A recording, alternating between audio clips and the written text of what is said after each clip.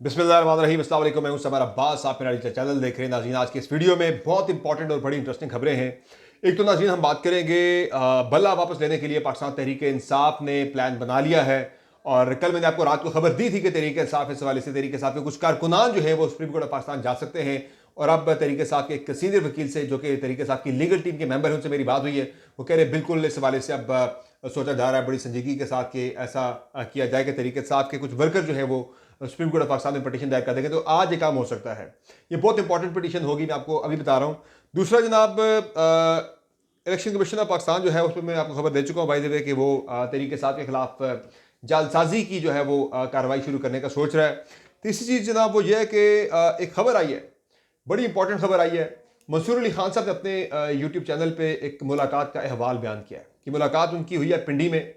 और उन्होंने इशारों के नायों में जो समझाने की कोशिश की है, जो मैं समझ सका हूँ, जो मैंने विजिट किया, सारा देखा है, तो मुझे ये लगता है कि ये मुलाकात उनकी मुमकिन तौर पर DG ISPR के साथ थी। और इस मुलाकात में बहुत इंपॉर्टेंट बातें हुई हैं। इदारे की जो पॉलिसी है, मौजूदा जो हालात हैं, मौजूदा जो इशूज़ हैं, उनके ऊपर, पर्टिकुलरली परवेज़ मुशर्रफ की सज़ाए मौत के ऊपर जो सुप्रीम कोर्ट ऑफ पाकिस्तान ने दी, और 9 मई के साने के हवाले से, और होने क्या जा रहा है आने वाले दिनों में, बहुत इंपॉर्टेंट चीज़ें जो है कुछ मेरे सामने आई हैं। इमरान खान के मुस्तकबिल के हवाले से सबसे इंपॉर्टेंट वो एक पॉलिसी सामने आई है, मैं आप तक पहुँचाऊँगा। इंतखाबी निशानात के हवाले से भी मैंने कुछ बात करनी है, और एक जज का इस्तीफ़ा आने वाला है। ये तमाम डिटेल्स आप तक पहुंचाएंगे इस वीडियो में। आपसे रिक्वेस्ट है कि चैनल को सब्सक्राइब जरूर कीजिएगा। वीडियो आपको पसंद आए तो लाइक कीजिएगा और बेल आइकन ज़रूर प्रेस करें ताकि आपको तमाम वीडियोस की बर वक्त अपडेट मिल जाएगा। तो सबसे पहले ज़रा बात करते हैं, ये जो मामला है पाकिस्तान तहरीक इंसाफ की जानिब से बल्ले का इंतखाबी निशान वापस लिए जाने के हवाले से एक पॉलिसी, एक स्ट्रेटजी जो है वो सामने आ गई है। और वो ये है कि पाकिस्तान तहरीक इंसाफ के जो वर्कर्स हैं, कल मैंने बात की थी कि ये आइडिया एक, यानी कि मैंने being student of court of law, मुझे ये लग रहा था कि ये एक ऑप्शन हो सकता है तहरीक इंसाफ के पास। उससे फिर मैंने तहरीक इंसाफ के एक सीनियर मेंबर, जो कि उनकी लीगल टीम के एक बड़े सीनियर मेंबर है, उनसे मेरी बातचीत हुई। तो उनसे जब मैंने बात की, मैंने कहा ऐसी कोई चीज़ आप सोच रहे हैं? मैंने कहा जी सोच तो नहीं रहे थे, लेकिन आपने जो बात की है ये हमें बड़ी इंटरेस्टिंग लगी है और इस पर हमारे वर्कर्स को जाना चाहिए।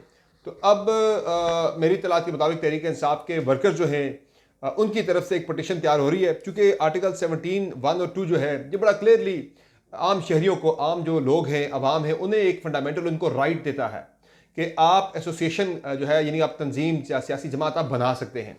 अब यही आर्टिकल जो है वो आम शहरियों को, आम पाकिस्तानियों को यह हक देता है कि वो अपनी मर्जी की सियासी जमात को वोट दें इंतखाबात के अंदर। अब सुप्रीम कोर्ट ऑफ पाकिस्तान के फैसले में चूंकि डिसएनफ्रेंचाइज कर दिया गया आम आवाम को, यानी कि 8-9 करोड़ लोगों को जो है उनकी मर्जी की सियासी जमात को वोट देने के हक से उन्हें महरूम कर दिया गया है।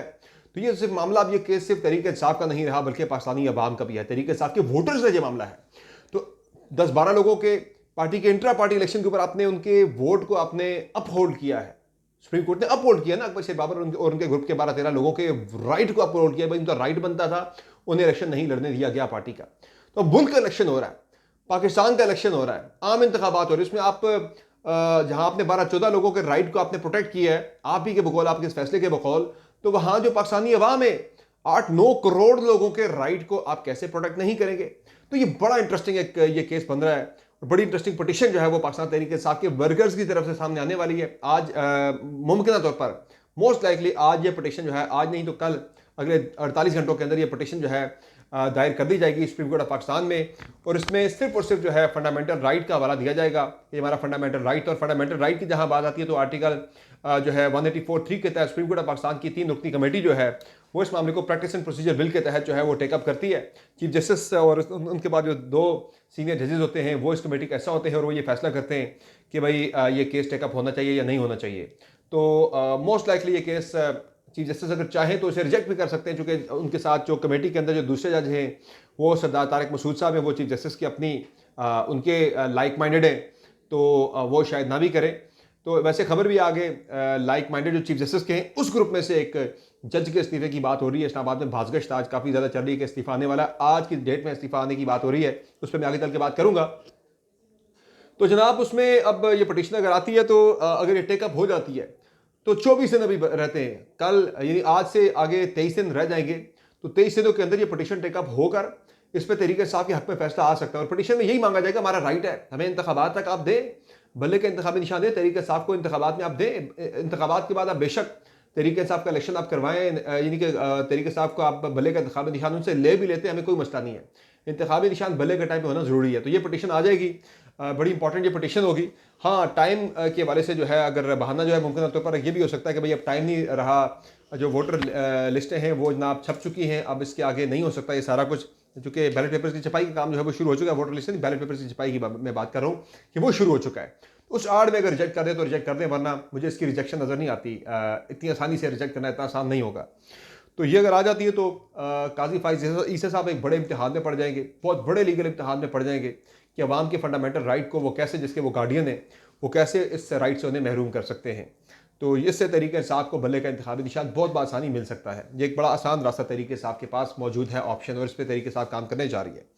दूसरी जनाब जो खबर है वो मंसूर अली खान साहब की पिंडी में एक बड़ी आम मुलाकात हुई है, और उन्होंने इशारों किनारों में बात की, एक कसौटी खेली है, और उस कसौटी पे चूँकि मैं उन इदारों को विजिट कर चुका हूँ, सारों को जिस तरफ वो इशारा कर रहे थे, तो मैं इस नतीजे पे पहुंचा कि मंसूर अली खान साहब की मुलाकात जो है वो ISPR में DG ISPR के साथ मुलाकात हुई है। ये उन्होंने बताया नहीं अपनी वीडियो के अंदर, उन्होंने कसौटी खेली। और मैं कसौटी अगर बंदा कोई उसे परख लेता है तो ये उसका कमाल होता है, जो कि मैं विजिट कर चुका हूँ। अपने तजुर्बे की बुनियाद पर मैं ये कह रहा हूँ, मैं गलत हूँ, लेकिन मेरी जो असेसमेंट के मुताबिक ये मुलाकात DG ISPR के साथ हुई है मंसूर अली खान साहब की। मेरी उनसे बात नहीं, मैंने पूछा नहीं उनसे, मैं अपनी असेसमेंट आपको बता रहा हूँ। इस मुलाकात में उन्होंने कुछ खबरें दी हैं, और सबसे पहले मैं ये वाजे करता चलूँ कि इस वीडियो के अंदर मंसूर अली खान साहब ने भी बताया है कि ये जो उन्होंने पॉलिसी बताई है ये सिर्फ उनकी ज़ाती पॉलिसी नहीं है, बल्कि ये इदारे की पॉलिसी है, ये इंस्टीट्यूशन की पॉलिसी है जो उन्होंने बयान की है।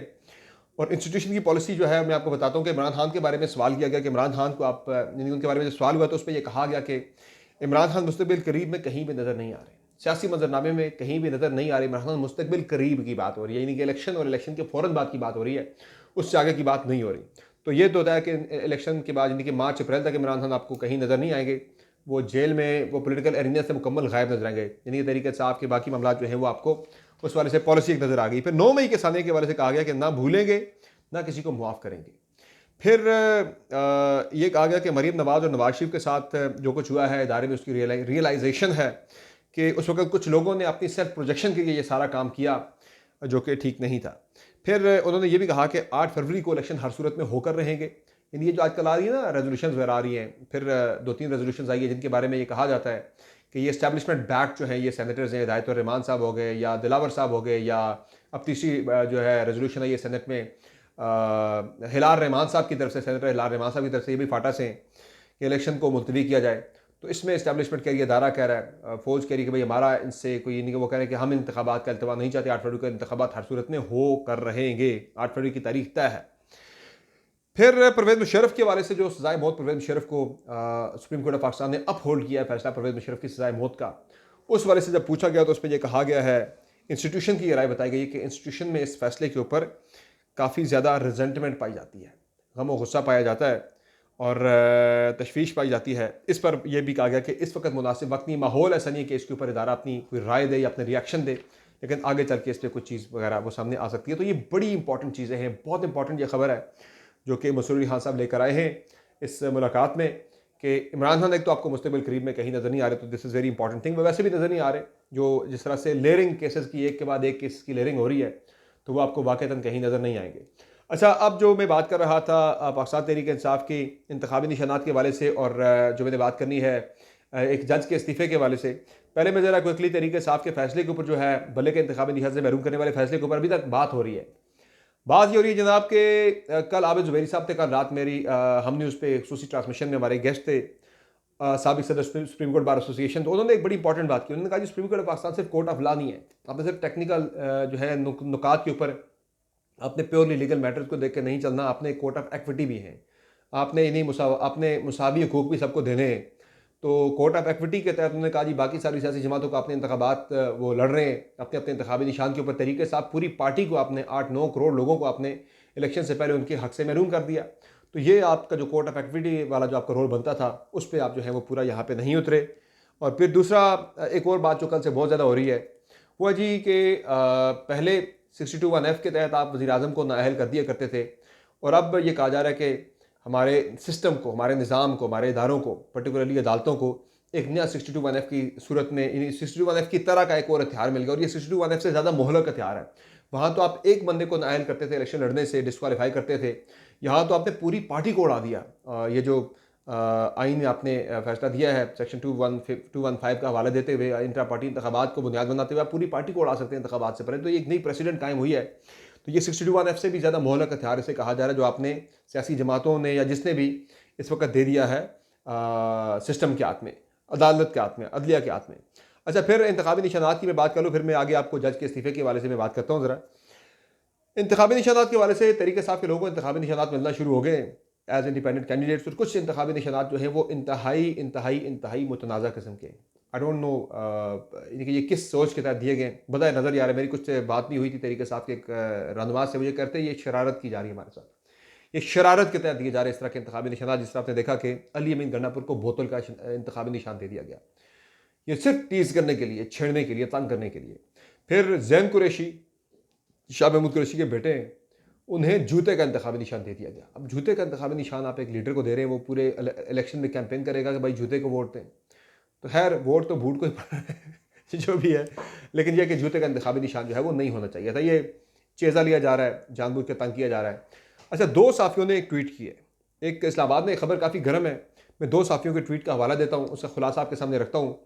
एक आमिर सईद अब्बासी साहब जो कि सुप्रीम कोर्ट ऑफ पाकिस्तान को, जुडिशरी को बहुत क्लोजली कवर करते हैं, उन्होंने ट्वीट की है कि एक बड़ा इस्तीफ़ा आने वाला है आज, और ये इस्तीफ़ा उन्होंने कहा है कि पहले जो दो इस्तीफ़े हैं उनकी अपोजिट साइड से, यानी कि इसका मतलब है कि गाजी फाइज ईसा की साइड से इस्तीफ़ा आने वाला है। और जैद गिशकोरी साहब ने भी ट्वीट किया, उन्होंने भी कहा है कि एक नहीं बल्कि काफ़ी सारे इस्तीफ़ों के आने का सिलसिला शुरू होने वाला है। तो अब ये बात हो रही है कि जो इस्तीफ़ा आने वाला है, ये अगर तहरीक इंसाफ के जो लाइक माइंडेड जिन जजेस को कहा जाता था, जिनमें मज़ाहिर अकबर नकवी भी गए, जस्टिस एजाजुल हसन भी गए, अब जस्टिस मुनीब अख्तर की बात हो रही थी कि वो नेक्स्ट इन लाइन है, उनका भी आ सकता है, या अतर मिनल्ला साहब के बारे से बात भी होती है कि उनका भी आ सकता था, और जस्टिस आयशा मलिक के बारे से भी लोग बात कर रहे थे कि उनका भी आ सकता था। लेकिन ये जो बात हो रही है, ये जस्टिस काजी फाइज ईसा की साइड से जो है वो कहा जा रहा है कि इस्तीफ़ा आने वाला है। और ये इस्तीफ़ा जो है मुमकिन तौर पर जो बताया जा रहा है, ये यानी कि एक अतर मिनल्ला साहब के बारे से फिर भी उनका नाम दोबारा से चलना शुरू हो गया कि उनका भी हो सकता है इस्तीफ़ा।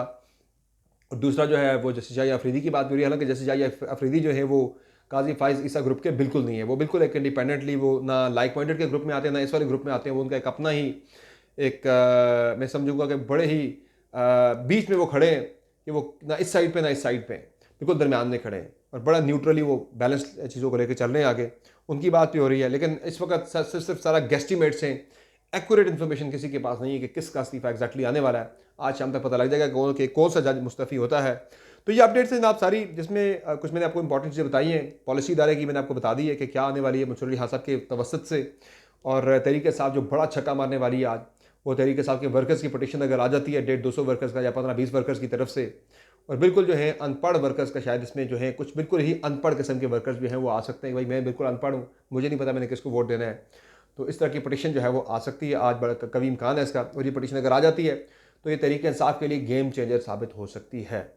तो ये आज खबरें, आपसे रिक्वेस्ट है कि चैनल को सब्सक्राइब जरूर कीजिएगा, अगर आपको ये वीडियो पसंद आए तो इसे लाइक जरूर कीजिएगा। अपना बहुत ख्याल रखिएगा, इजाज़त दीजिए, अल्लाह हाफ़िज़।